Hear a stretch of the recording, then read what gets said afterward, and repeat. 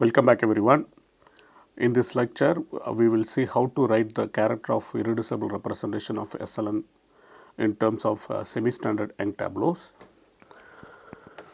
So, to be actually consistent with the literature, so what we are going to do, so we are going to assume the rank of the Lie algebra to be n minus 1. So, indeed we will be working with SLN instead of SLN plus 1. So, this is just because we want to consider symmetric polynomial in the variables x1 etc. xn. So, you take SLN-C. So, this is going to be a traceless n by n matrices.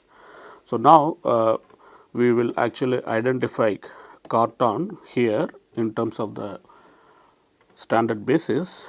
So, which is as diagonal matrices.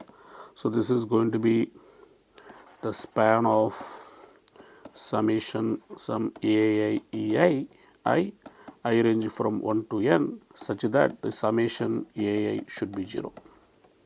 So, now the dual again can be realized as a span of epsilon I in epsilon I basis. So, this is span of epsilon I where I range from 1 to n with the relation that epsilon 1 plus etc. epsilon n is exactly 0. So, we will be working with this epsilon I basis. So, for that purpose we are going to only consider SLN instead of SLN plus 1. So, with that remark, let us actually define what is symmetric polynomial, and then we can view this character of any finite dimensional irreducible representation as a symmetric polynomial in the variable e power epsilon I. So, that way if we view, then it will be like easier to write down that polynomial in terms of the semi-standard Young tableaus. So, let us see what first of all semi-standard Young tableau and then how to actually write given this character of finite dimensional irreducible representation in terms of this weights of the semi-standard Young tableau. So, before like moving further, let us actually define some terminologies. So, we have the symmetry group which is the while group. So, this is the symmetry group in n letters.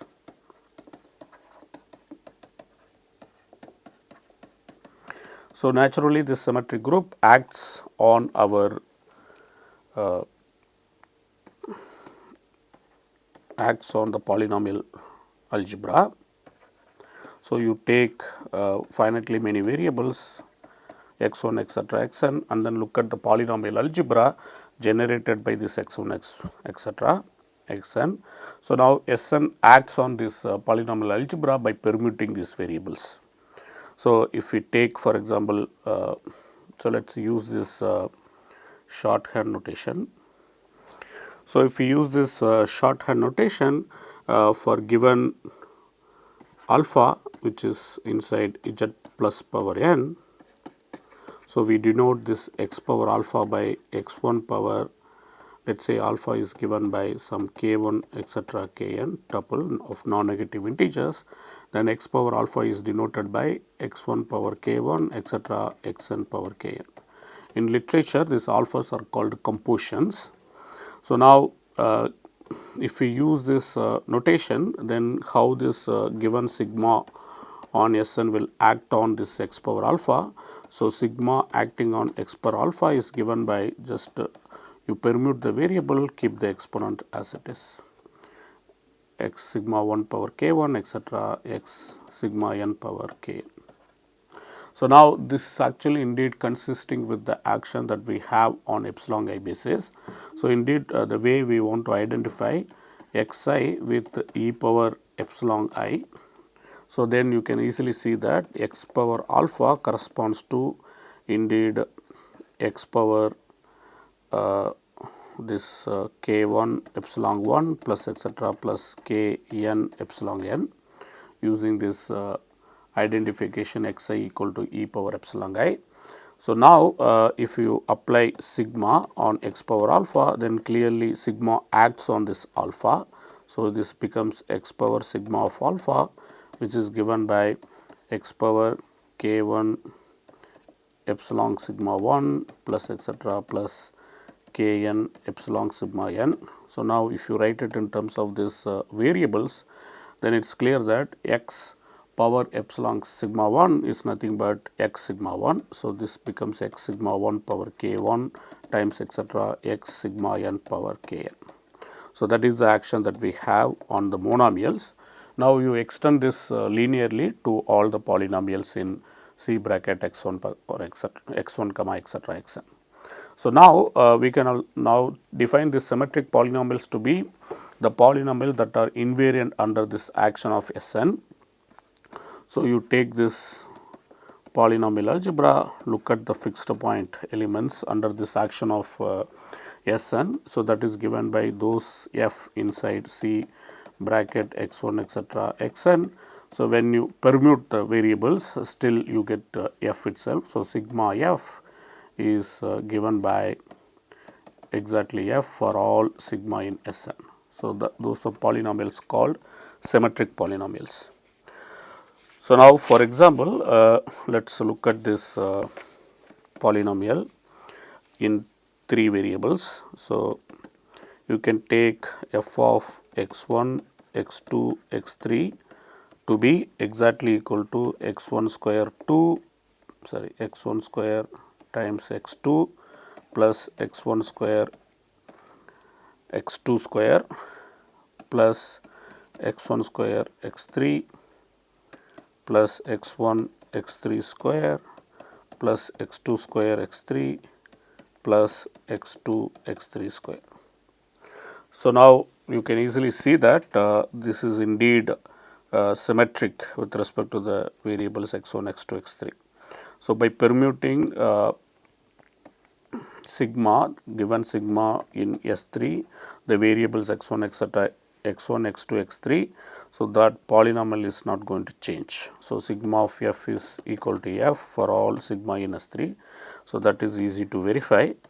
So, once you verify that, then it is clear that this is indeed a symmetric polynomial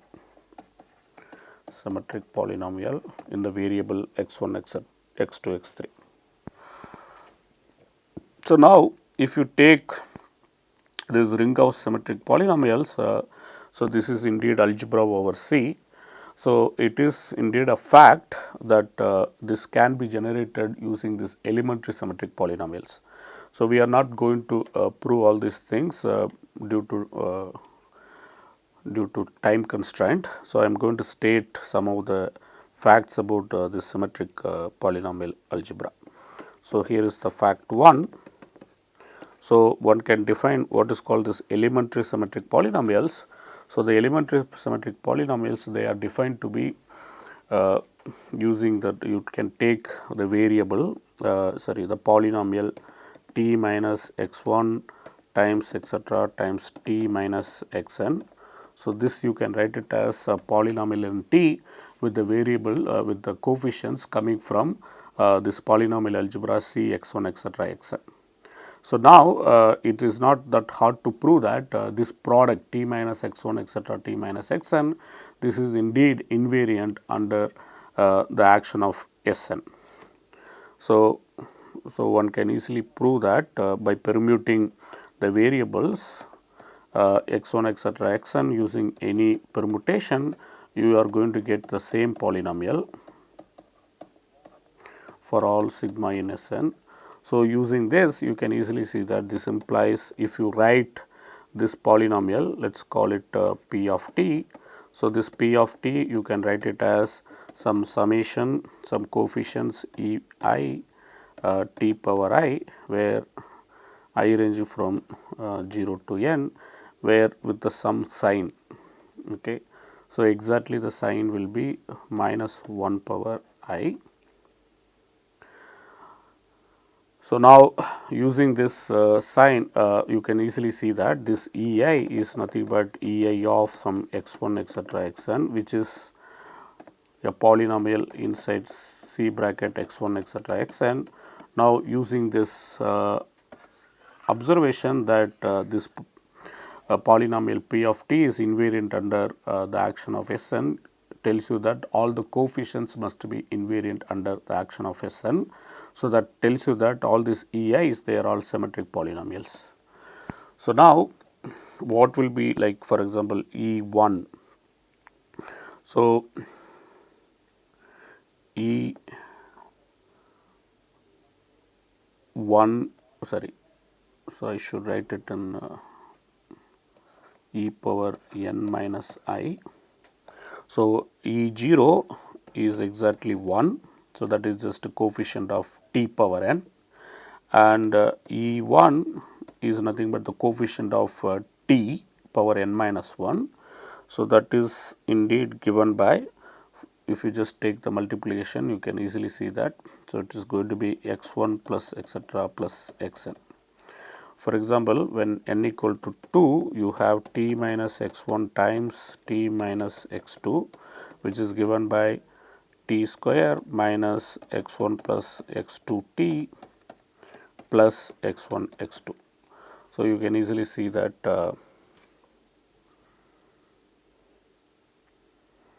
so this is invariant under the action of S2, the coefficients. So, now you can actually write down what will be the EI symmetric, ith symmetric polynomial. So, these EIs are called elementary symmetric polynomials. So, these are called ith elementary symmetric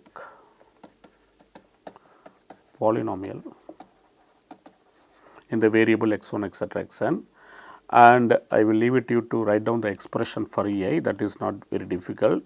Now, what is the fact? The fact 1 indeed says the polynomial this symmetric polynomial algebra, the C bracket x1 etc. xn, which is indeed polynomial algebra in this E1 etc. En. So, this is not very hard to prove. So, I will leave it as exercise. So, now you can see that the set of symmetric polynomial, it is indeed really huge algebra. Okay. So, if you take any polynomials in E1 etc. En, that will be definitely symmetric with respect to Sn action. So, one containment is easy to prove, but the other way you need to really check. So, that I will leave it to you. Now, let us consider this partition. So, integer partition with at most n parts, let us call it lambda. Okay. So, an integer partition with at most n parts. So, it is defined to be lambda, which is a tuple lambda 1 etc. lambda n, such that each lambda I being non-negative. So, lambda I is non-negative integer for all I from 1 to n, and the second condition, it should be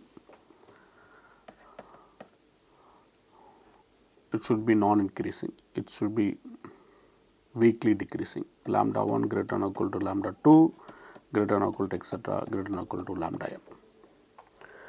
So, now I will leave it as exercise. It is not hard to see that if I take some element lambda in the dominant lattice, dominant weights lambda plus. So, then you can write lambda in terms of the omega I basis. You can write it as a1 omega 1 plus etc. plus a n omega a n minus 1 omega n minus 1. So, because we are working with SLN, so the rank of the Lie algebra is n minus 1, which is the dimension of the Cartan. So, now using this identification, omega I is nothing but epsilon 1 plus etc. plus epsilon I on H star. You can easily see that lambda corresponds to a weakly partition. So, one can actually associate this lambda with some partition, integer partition with at most n parts whose nth term is 0. So, like lambda 1 greater than or equal to etc. greater than or equal to lambda n minus 1 greater than or equal to 0.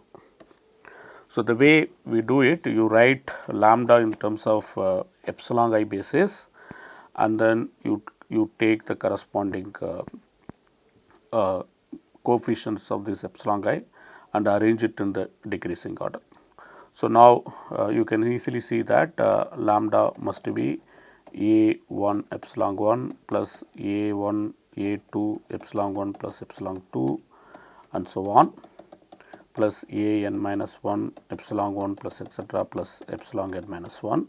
So, now if you take lambda and then write it in terms of this epsilon I basis, you can see that this is given by a1 epsilon 1 plus a1 plus a2 sorry a1 plus a2 plus etc. plus a n minus 1 epsilon 1 plus a2 plus etc. plus a n minus 1 epsilon 2 and so on,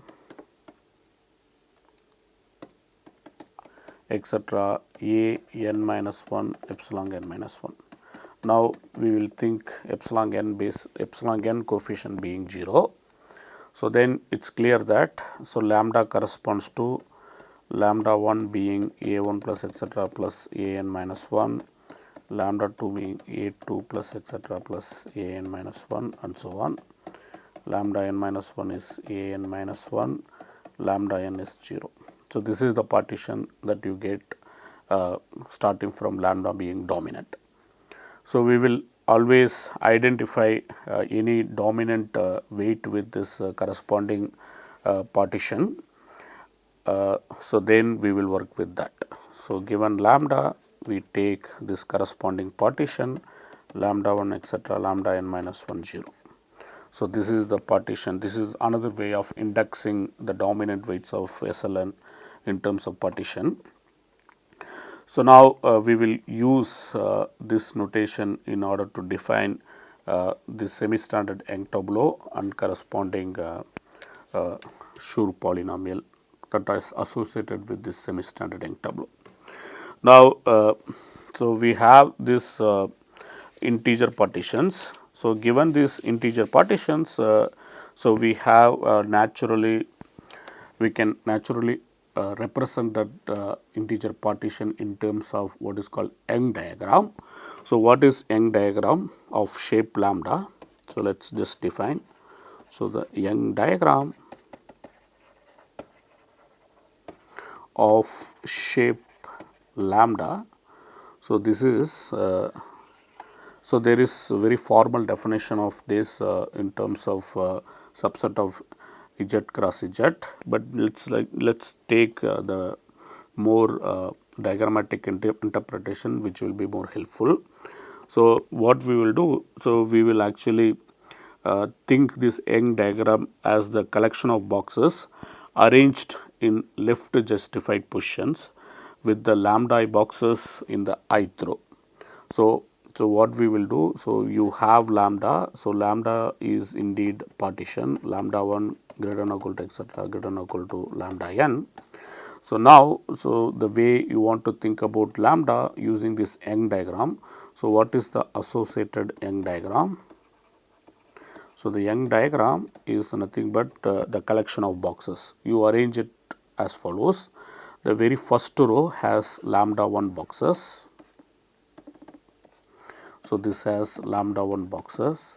So, then you can actually start from all the way to left and then arrange this lambda 2 boxes just below lambda 1 boxes.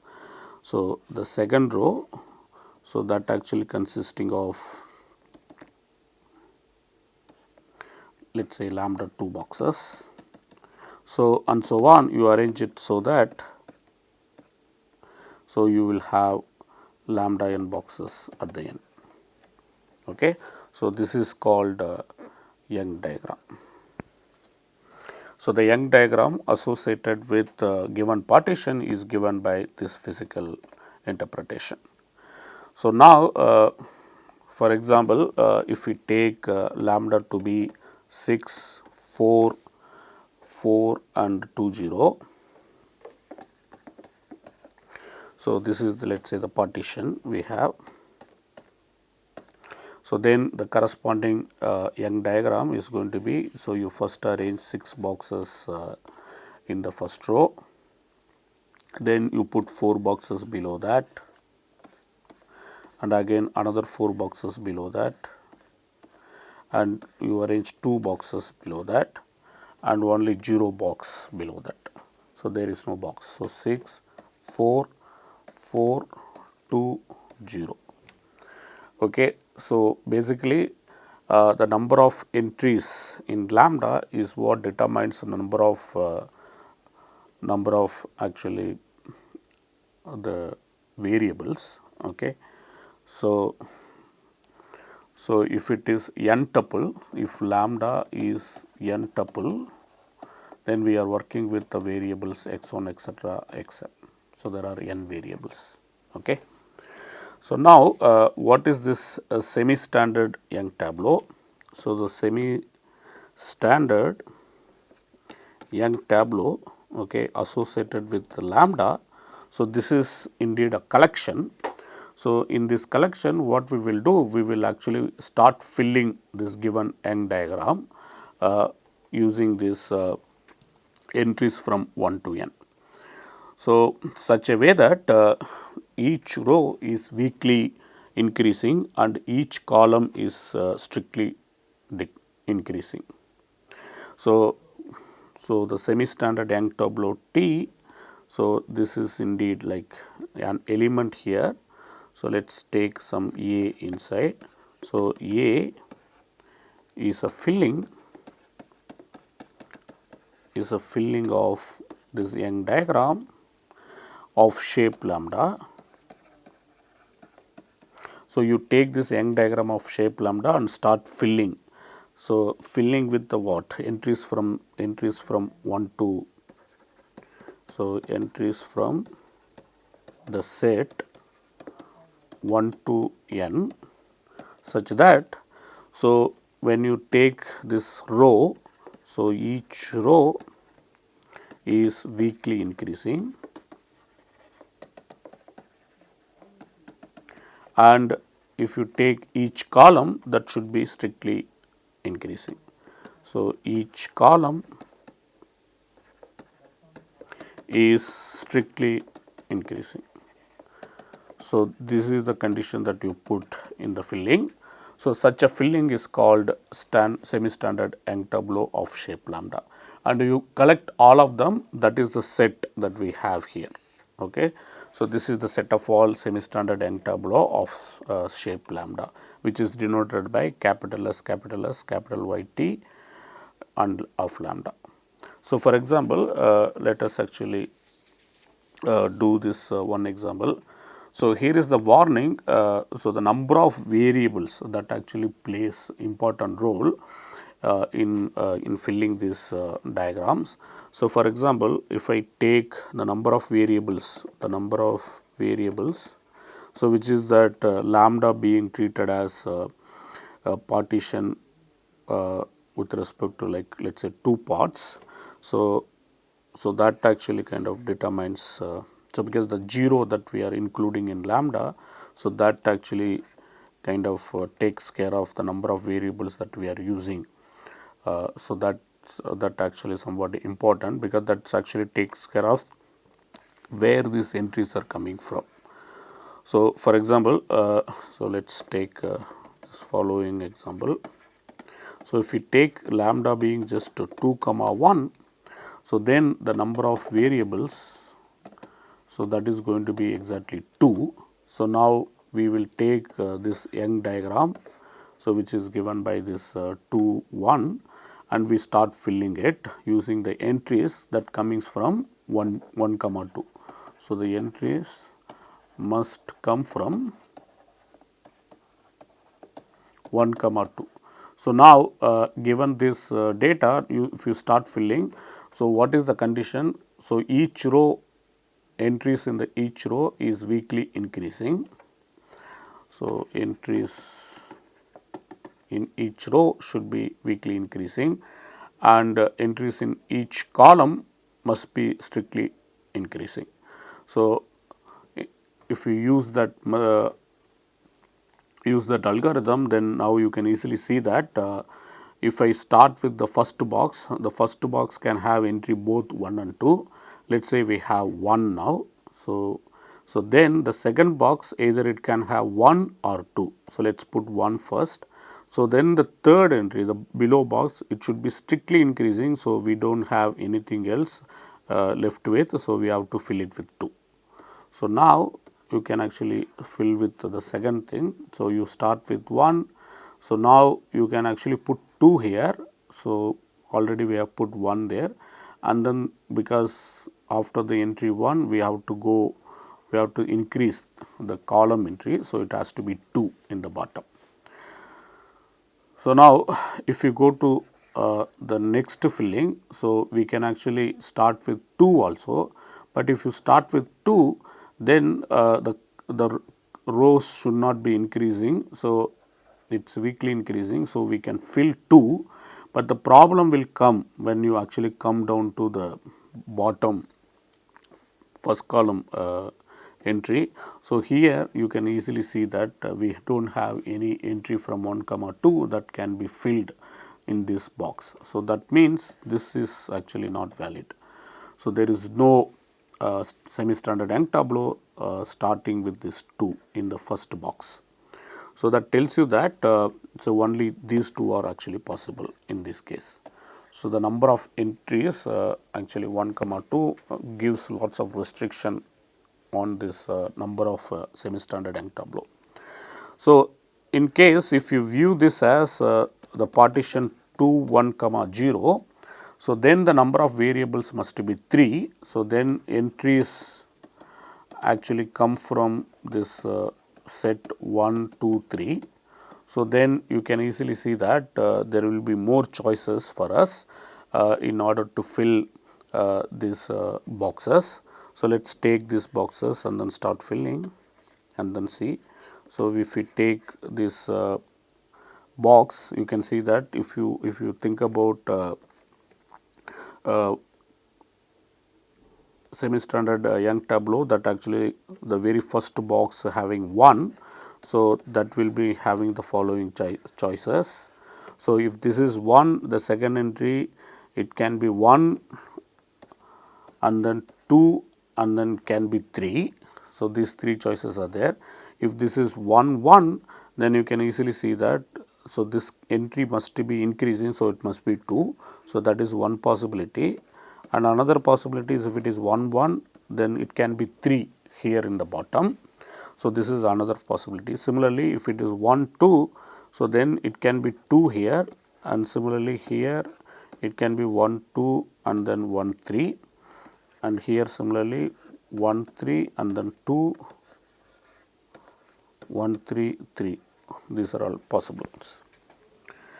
So, you have 1 1 2 1 1 3 and then 1 2 2 1 3 3. So, now you can also start with 2 in the first box. So, then you can easily see that the bottom box must be having 3, and then this first row second box either it can be 2 or it can be 3. So, these are all the choices that we have. Okay, so totally we have 8 9 8. So, I guess yeah, this one not yet filled. So, this is not there. So, there are 8 boxes that we will get. So, 1 1 2 1 1 3 1 2 2 1 3 3. So, this is there 1 1 2 1 1 1 2 2 1 1 3 1 3 2 1, 2, 3, 2, 2, 3, 2, 3, 3. So, all these are the only possibilities. So, now what one can do, so given this semi-standard Young tableau of shape lambda, so one can associate, so let us say T is the tableau from this semi-standard Young tableau of shape lambda. So, then one can associate this monomial associated with this T. So, this x power this omega of T, which is the monomial that we are going to associate it with T, that is going to be exactly x1 power k1 times etc. xn power kn, where ki is the number of i's that appear in the tableau T. Okay.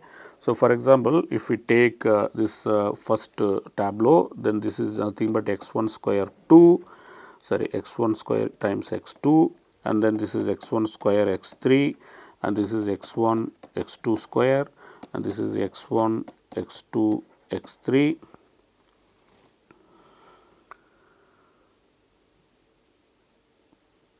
So,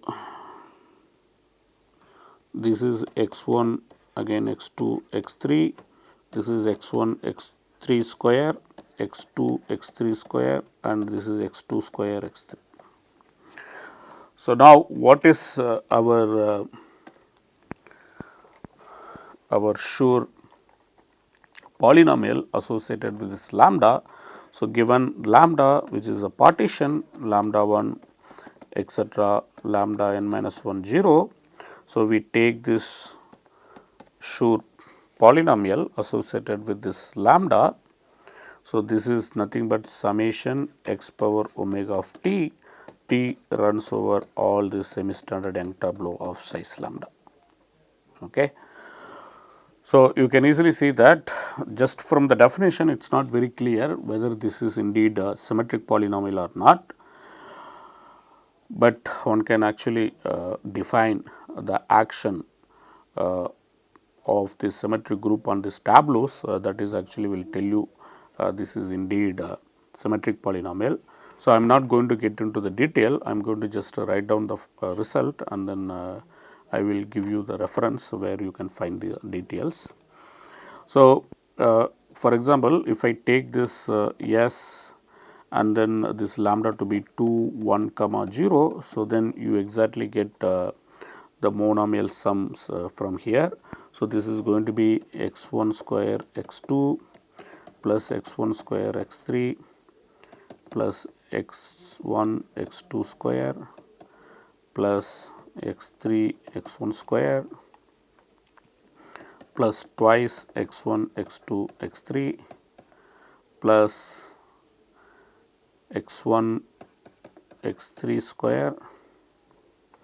Oh, sorry, I have written the same here, x 1 x 3 square. So, now I have written 6 terms. So, then what remains is x 2 square x 3 plus x 2 x 3 square.